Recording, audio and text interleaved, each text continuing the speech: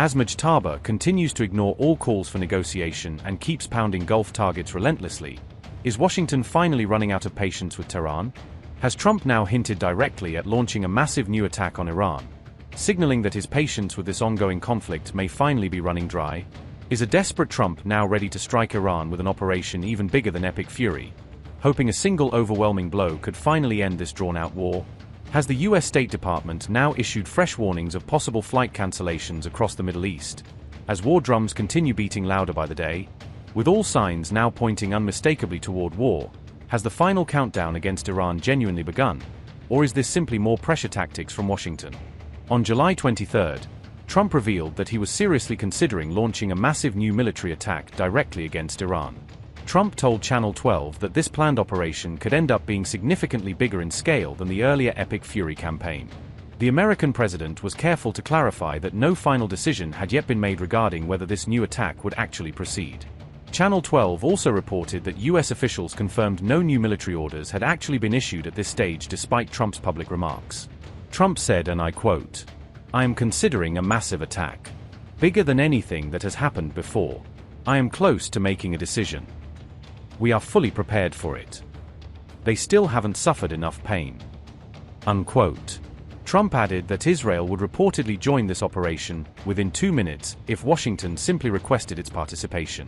However, the president also warned that Israel itself could face serious consequences should it choose to join a new campaign against Iran.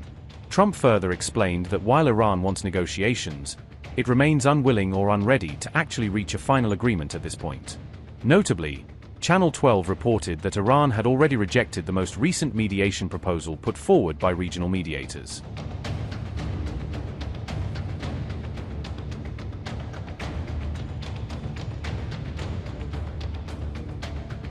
Meanwhile, the United States urged its citizens to prepare for significant flight disruptions across the Middle East as this war continues to unfold. According to Al Jazeera, the State Department specifically cited possible flight cancellations directly tied to the ongoing conflict with Iran. This comes as the United Kingdom also separately advised against all travel to Iran, citing rapidly escalating risks across the region. The UK travel advisory said, and I quote, "If you are a British national already in Iran, either resident or visitor, carefully consider your presence there and the risks you take by staying. British and British-Iranian dual nationals are at significant risk of arrest, questioning, or detention. Having a British passport or connections to the UK can be reason enough for the Iranian authorities to detain you. If you are in Iran, air, sea, and land routes under the control of the Iranian authorities. Ports and borders may close at short notice. There is ongoing disruption to communications across Iran, with limitations on internet access. The US and Israel have struck infrastructure across Iran. There are reports that suggest ports, roads, railways, bridges, energy facilities, oil production sites, water systems, and airports have been affected. If you are detained in Iran, you could face months or years of imprisonment. Iranian airspace may close at short notice. Iran's borders with neighboring countries may have restrictions for foreign travelers and may close at short notice. If you plan to depart Iran across a land border and consider it safe to do so, check the travel advice of the country you intend to enter before traveling to the border, including visa requirements. Entry requirements may change at short notice. Entry to countries bordering Iran is not straightforward, and some countries will ask for additional paperwork for British passport holders. If you intend to leave overland, you do so at your own risk." Unquote.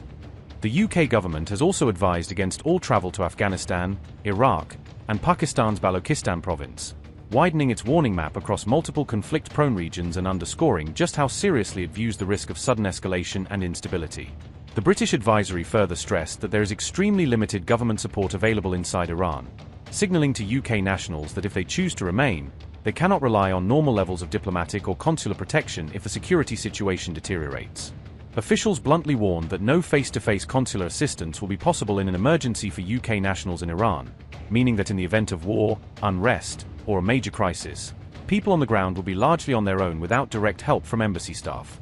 This tightening of travel advice and withdrawal of support came just days after the UK Prime Minister agreed to allow the US to use British bases for strikes on Iranian targets, a sequence that suggests London is simultaneously enabling American military action while trying to shield its own citizens from the fallout.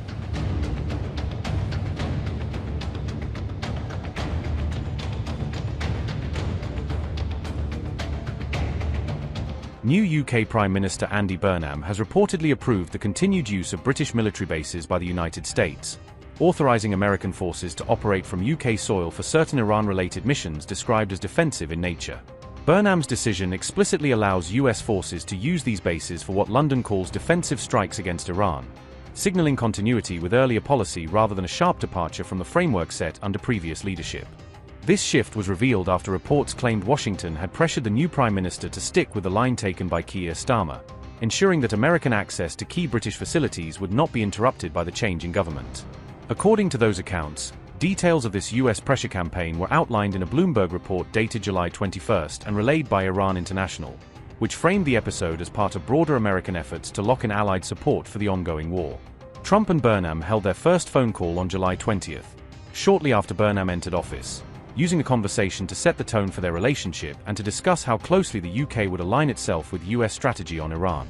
Trump later characterized the discussion as very good and hailed what he called an outstanding relationship, presenting Burnham as a cooperative partner at a time when some other allies are more hesitant.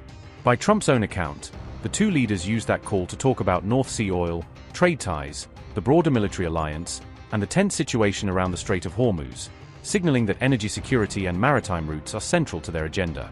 Burnham also invited the US president to Manchester for next year's G20 summit, a gesture aimed at reinforcing the importance of the transatlantic partnership and showcasing Britain as a key venue for high-level diplomacy. British media have reported that Washington specifically sought access to RAF Fairford in Gloucestershire and to the Diego Garcia base in the Indian Ocean, viewing these locations as crucial platforms for operations linked to the Iran conflict. One US official has suggested that Trump is frustrated with other NATO allies over restrictions on basing and overflight, saying he is disappointed by those who are reluctant to open their facilities for the campaign. Starmer, when he was in office, initially rejected a US request to use the Diego Garcia base for strikes on Iran, signaling a reluctance to let Britain be drawn too deeply into Washington's offensive campaign at that early stage. That decision angered Trump, who later said he was very disappointed with Starmer's stance, using public remarks to vent his frustration over what he saw as a lack of support from a key ally. The UK government later shifted course and allowed American aircraft to operate from RAF Fairford, giving the US a practical launchpad on British soil for missions that London described as limited and defensive. Since then, RAF Fairford has become a focal point for anti-war protests, with demonstrators treating the base as a symbol of Britain's involvement in the Iran conflict and gathering outside its gates to demand an end to US bombing runs.